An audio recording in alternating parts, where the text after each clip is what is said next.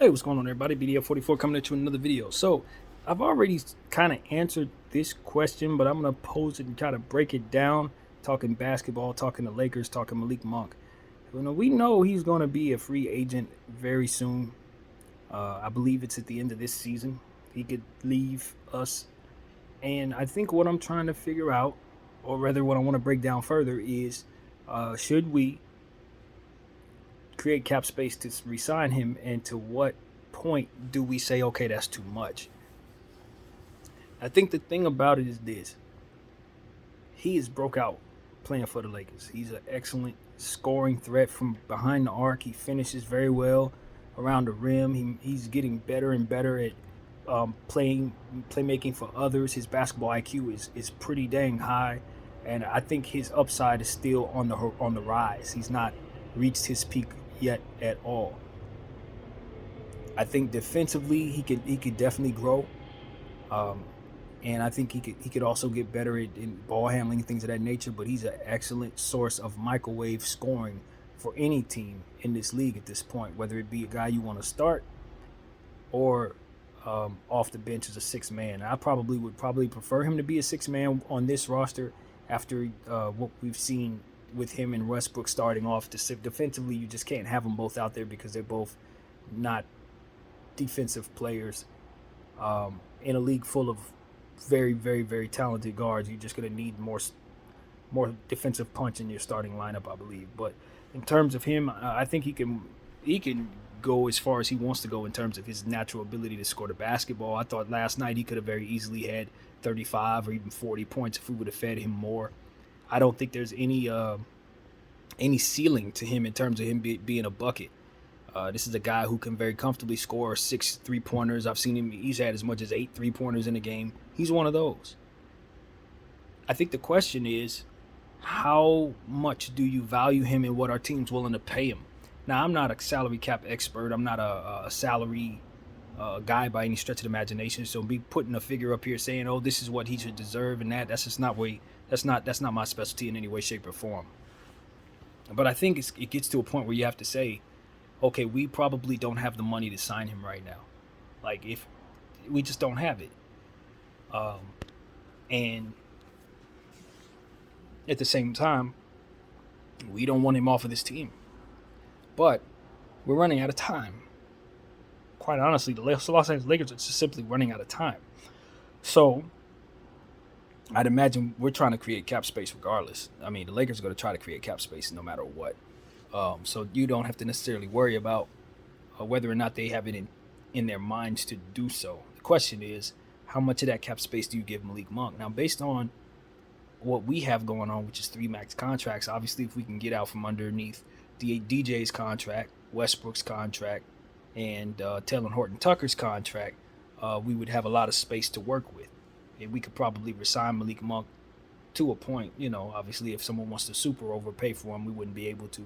But we can make it happen. But if we don't create cap space, or if we only get rid of DJ's contract, I'm not sure we're going to have enough money to resign Malik Monk. If we can't seem to get out from under Westbrook contract, we're going to have a lot of trouble with maneuverability with our cap. So there's no guarantee we can get rid of Westbrook. The deal that we have in place with Houston doesn't provide us any flexibility whatsoever. It just swaps Wall's contract and gives them an extra pick, which I think is not even reasonable in any way, shape, or form. So I don't imagine the Lakers see it as reasonable either. There's a good chance that we have Westbrook on books next season, or it's a good chance he finishes the season with us this year. And if that's the case, we could find ourselves in a situation where obviously Malik could bounce just like that. Now, I think Malik Monk is a very important piece to what it is that we do. I think the question is, are there other players out there who can do what he does? And do we find ourselves in a situation where we believe we can replace him with another one of those guys who can hit 6 threes or what have you? I think I guess it's what I'm trying to bring to you guys is I'm trying to pose the question of, if all of this isn't possible, isn't it wise to trade him now? And I hate that idea. Don't get it twisted. I don't support that in any way, shape, or form, unless we have to just watch him walk. But I think the Lakers will be wise to understand that he's one of our best assets right now, and there's a good chance we lose him for nothing. I guess that's the moral of the story. There's a very good chance we lose him for absolutely nothing. And while that's still some value to that because he could help us in the playoffs, so you want his services past this deadline. Truth of the matter is, he's also somebody you would love to have on your team past this deadline, of course, or past this season, of course, and it may not be possible. So, I don't know that I have a solution for you, but I just wanted to present all that and put it on the table to say, it may not be within our best interest to let him reach free agency. It may not be in our best interest to not trade him if we can't create cap space to pay him. And I think Laker fans should brace themselves for the possibility of the Lakers trading Malik Monk in the next couple of days. And that really, really sucks. It pisses everybody off, including myself. I'm not happy about this. I want Malik Monk to play in the Laker uniform for as long as we can keep him because he's that type of scorer. And I don't think that we have the best talented roster in the world, to say the absolute least. And we need also, and you guys know my opinion about this, we need to have players that can shine in Frank Vogel's offense. And that holds a lot of value because we've seen some talented players not do so well in this offense, to say the least. And some guys leave this offense and et cetera, et cetera. You know what I'm trying to say. Malik Monk is able to score big within this system. That should count for something in and of itself. So, with all of that being said, I'm just trying to brace everybody who watches me, who's a Laker fan, for the possibility of him either walking at the end of the season if we're not able to create cap space, or if he gets priced out of the game, or for the idea of us trading him because we just don't really have a way to recoup his value, and we need that value. See, that's what it is.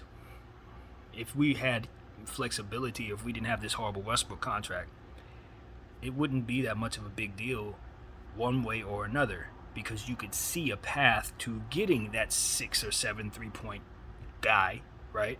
You can get another one if there's another one out there, which I believe there are, but not, I don't want to belittle Malik Monk's production, but there are some talented guys in this league who you can do what it is that he does. You may not be able to get that guy, right? Or keep Malik Monk unless we create that cap space. Flexibility. So this is a tricky situation. Rob really has his hands tied behind his back. As I said, getting rid of Westbrook is not going to be easy. But I've been hearing about a lot of deals. One with the New York Knicks, where we would be taking back a bunch of players that we, that are like C guys, like Alec Burks, guys we saw yesterday. I think some other names too that weren't exciting at all. But I would see that as a deal I would be happy to make, so that we can have that flexibility to either keep Malik Monk or get several guys who are very talented as well in his stead, or what have you, add some people to him. That flexibility matters. I know a lot of people are Westbrook fans. They wouldn't want to do that.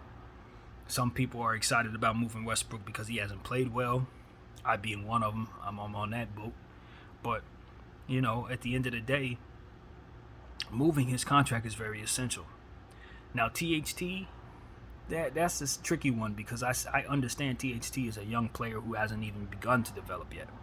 If you look at what's going on with some of the players around this league I think Malik Monk is an absolute prime example. He's a perfect example. When he was with Charlotte, if you look at what his numbers were over the last 4 years, he wasn't doing what he's doing with us. That wasn't, you look at where he was 2 years ago, he was after 2 points a game. He was getting no playing time, and when they did see him, he might hit a 3 here and there, but it wasn't like he was doing for us. He's found himself here. And I think Taylor Horton-Tucker over time will make us forget all about the struggles that we've seen him have this season. It's just, that's you can bank on that. That's inevitable in my opinion. He's not going to be this guy when he becomes a developed veteran in this league.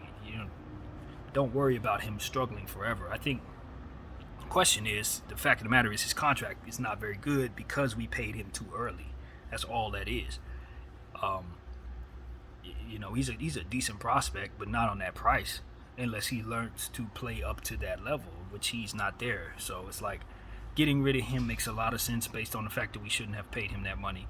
And that will create some flexibility for us, but maybe not enough to keep Malik. That DJ contract, we can probably find somebody to take that if we attach something to it. I don't know how the hell we're going to do that, but these are the type of things the Lakers did that just were not good decisions that put them in a position to ultimately have to lose a guy like Malik Monk. So if we make a trade for Westbrook and bring back a bunch of garbage, that is a good thing. I'm telling you, that's a good thing, because that flexibility will allow us to be in the Malik Monk sweepstakes and allow us to be in other sweepstakes for other talented players who can help this team, and that is ultimately what we want. So I would tell people, get ready for a trash return. I'm talking trash, y'all. Trash for Westbrook. You're not going to get a good player for him. You're going to get some guys that probably ain't no good. But what we'll be able to do is have flexibility because of it. That cap space is what we're ultimately shooting for.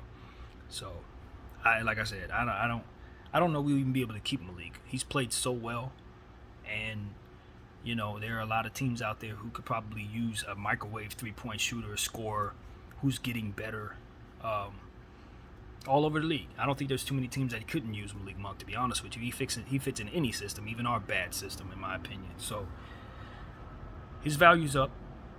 It's going to get better. He's a healthy player. He's pretty durable. I want him here at the right price, of course. So, yeah, Rob Pelinka, you're going to have to figure it out, man. It's tough, man. It's tough.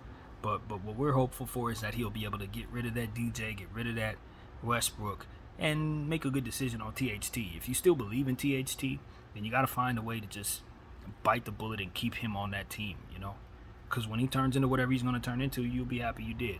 That is absolutely going to happen. You look at what Brandon Ingram turned into. See what he had tonight? If you look at his stats, he had 33 points and I think 12 assists tonight. Like, he ain't nothing to play with.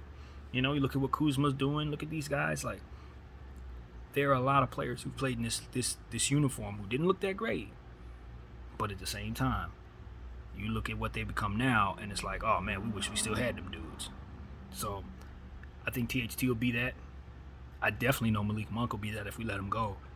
And I just want the Lakers to create that flexibility to make sure that we are in his sweepstakes. That's all I'm saying. Just make the move that'll give us at least $20 million so that we can have that flexibility to be in the Malik Monk sweepstakes and anybody else that we may want to trade. That is what's ultimately going to make us a good enough team to go forward.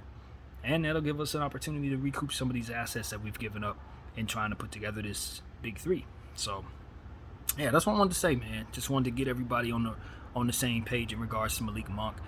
There's a chance that he may not even be a Laker next week, which is depressing as all hell. But if they're not able to recoup, if they can't create cap space, then it's either trade him or watch him walk away. And that, for a team without assets, is unacceptable and would be egregious and would be blasted, honestly. So you better do something, Rob. That's all I'm saying. If you don't create cap space, you gotta trade Malik. You just have to. So that's what I got. My name is BDL44. Thank y'all for watching.